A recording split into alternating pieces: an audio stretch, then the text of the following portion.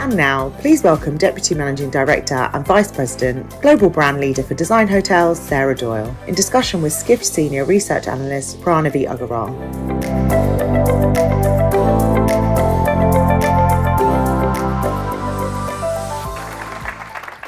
Great. Hello. Hi, Sarah. Thanks for being with us today. Thanks for having me here. I asked before I came on, I said, is there a break that everyone can go have a quick moment? And she said no. So I hope you're still with me and engaged. Yes. Hello. So yeah, let's kick it off. So I was on your website last week, so Design Hotels website, and on there, Design Hotels is introduced as hotels that function as social hubs. So can you elaborate a little bit by what you mean by that? Yes, of course. So my first question to the audience is everyone familiar with the brand Design Hotels? I've got some yeses and some nos. So Design Hotels, 300 independently owned boutique hotels. Now, social spaces, I would say that is probably secondary to the fact that they're small boutique hotels, typically not above 75 keys. And the key around our brand is that they're all independently owned. And in terms of being a social hub, we see this with hotels more and more now, is that hotels are almost this third space where people are gathering to be together, to learn, to take advantage of the local community. And it's really a safe space as well.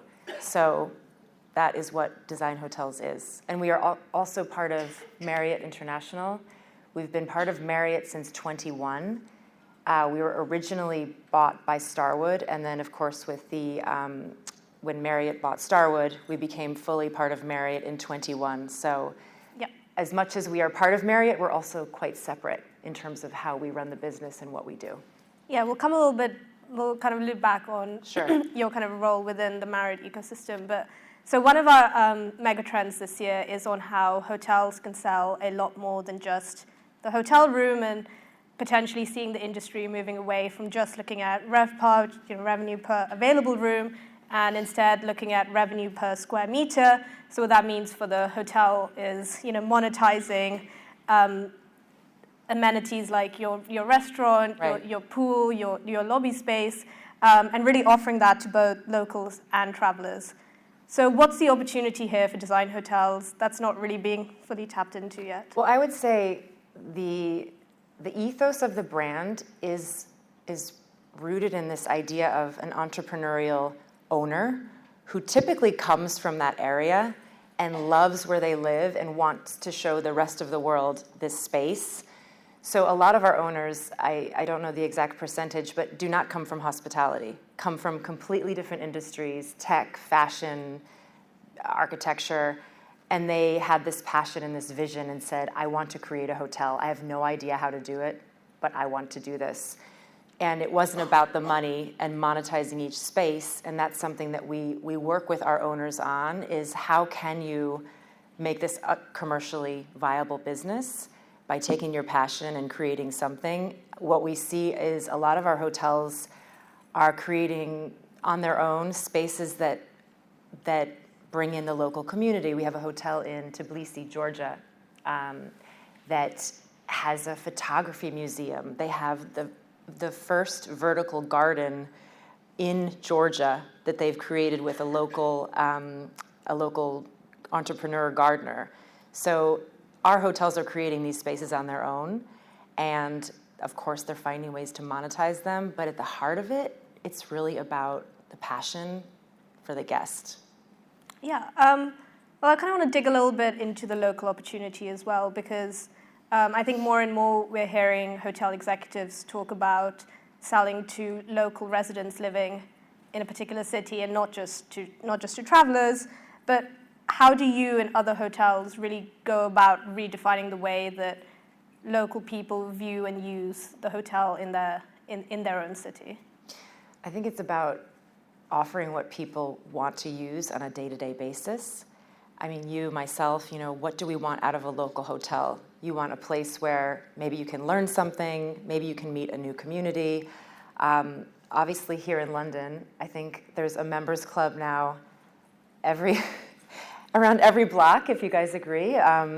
And that's something that is special to Londoners. So we have a hotel opening actually around the corner, the Sur Devonshire, which is opening, it's right near Soho House, Shoreditch, in next year. And this property is going to have a members club called The Cover just for Londoners. So how do you create spaces for locals where they want to be and to thrive?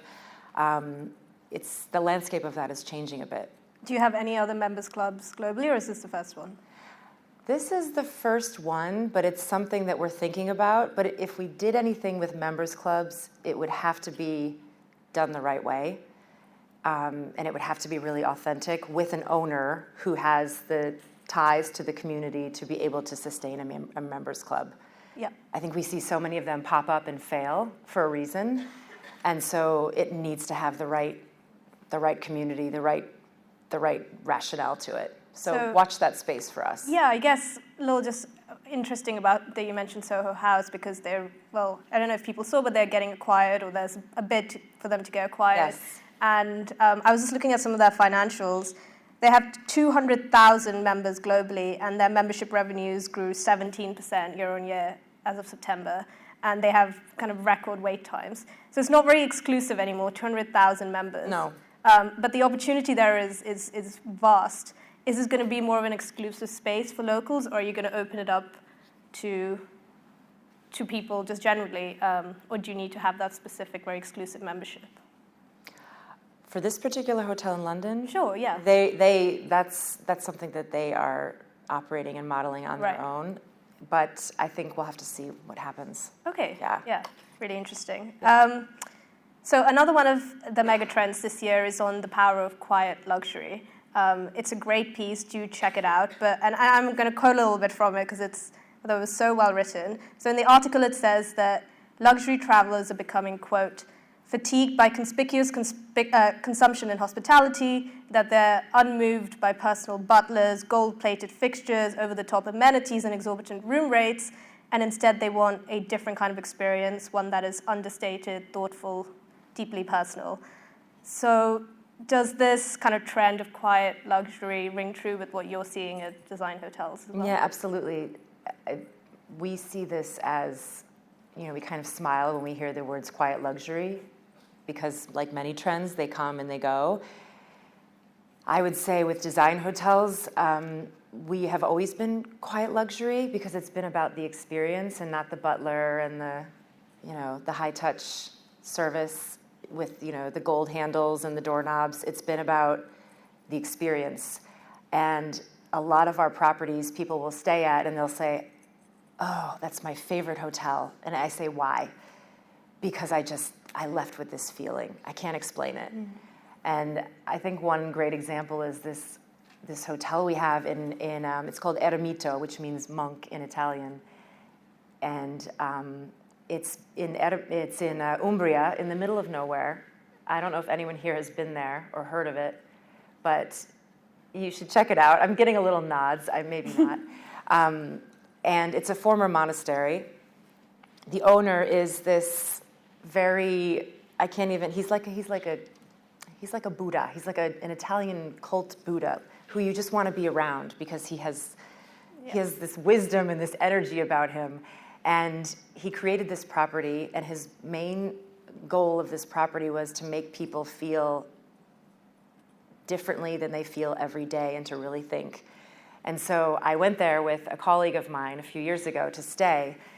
And she was under a deadline. She had a presentation, and she was with her phone like, oh, my God, I can't get any Wi-Fi. Fuck. And he said, my dear, you need to put the phone down. You need to let work go for a moment. And I said to her, come on, we just have to try this. We have to just get into this. And so it was an experience like no other where, again, no connection. Dinner, we sat at the dinner table with all other people in the room, about 30 of us, and dinner was silent. You are not allowed to talk. So if you want more wine, if you're drinking, you put the glass right there, and they will fill your glass again. If you are done with your plate, you put it there, and it's taken away, and the next serving comes. And you're sleeping in a twin bed, a single room that used to belong to a monk not luxury, very basic. But what you feel after that is something that you can't get out of a luxury hotel, no matter how beautiful it is. And it's the feeling of connecting with you, which can be kind of scary sometimes. But that experience and what that owner does, it's to me the example of quiet luxury in a way. It's quiet, but it's luxury. I'm sold. Okay, that sounds great. Actually, and one thing that is very evident on your website is that real focus on experiences.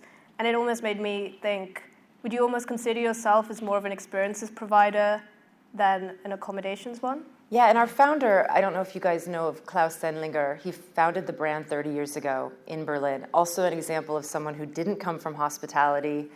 He was a club promoter, and he said, I have these friends who own hotels. I want to start a community with them, and that's how Design Hotels was formed.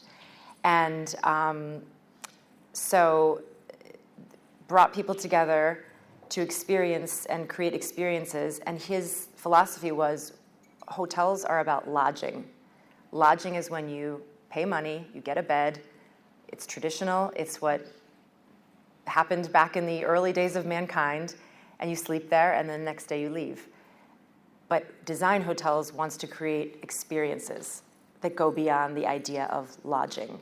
And so when we work with new hotels and bring in new owners, it's really about not just a place to sleep, it's truly an experience. Yeah, so one of the other phrases that caught my eye was culturally rooted hospitality. And it also kind of got me thinking that in the aim of hospitality and as a role of a hotel, your website, it presents kind of the culture of a place in a very glossy way. But can you really be the true advocates of a place's culture in that authentic, gritty way? And is that true? Is that ever true for a luxury hotel? I think luxury hotels can be. I just stayed at a property in Athens, Greece. The name now escapes me. It's a luxury collection property, and the hotel, they just celebrated 100 years, and they are so proud. Mm-hmm. It's on the tip of my tongue. People in this room probably know. Anyhow, I forget the name right now. The Gran Bretagna, thank you.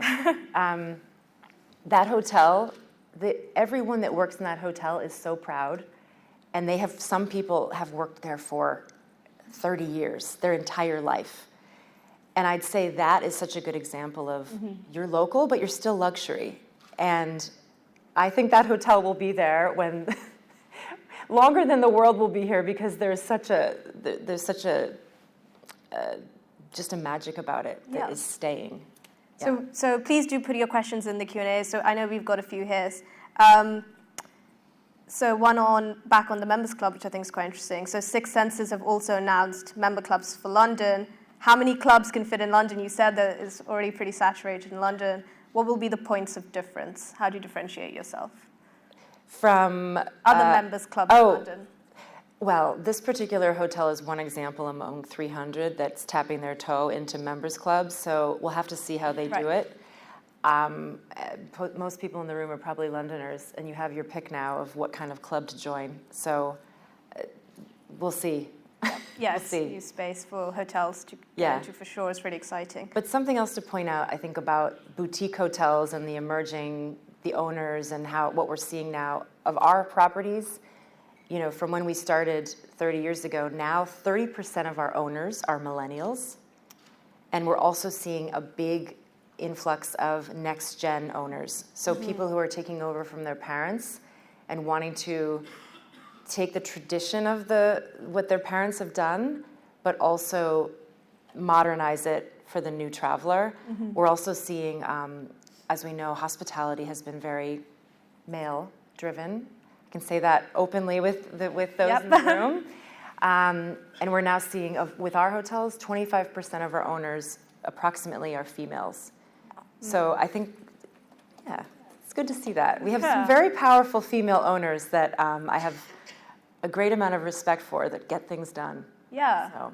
I think you can clearly see that Design Hotels really prides itself on being so owner-focused. And actually, when we spoke last week, I think you said that you almost consider yourself a B2B brand more than a B2C brand because you are so owner-focused. But kind of at the same time, you belong to Marriott, you're one of Marriott's 30-plus brands. So why is it still necessary to be part of the Marriott ecosystem while still having such a focus on being owner-operated? So Marriott offers things that an independent small brand can't give our owners. One of our owners said to me, Sarah, Marriott relationship with design hotels, I said, tell me what you think it is. And he said, it's the perfect marriage. It's like the small town guy who met the big city woman. And the two of them came together, and you have someone who knows their local culture so well, but then you have someone who's so well traveled and can offer things that that person doesn't know. And I guess the analogy there is they have access to a guest, 200 million plus, a vetted guest versus going with an OTA, and it's the best of both worlds.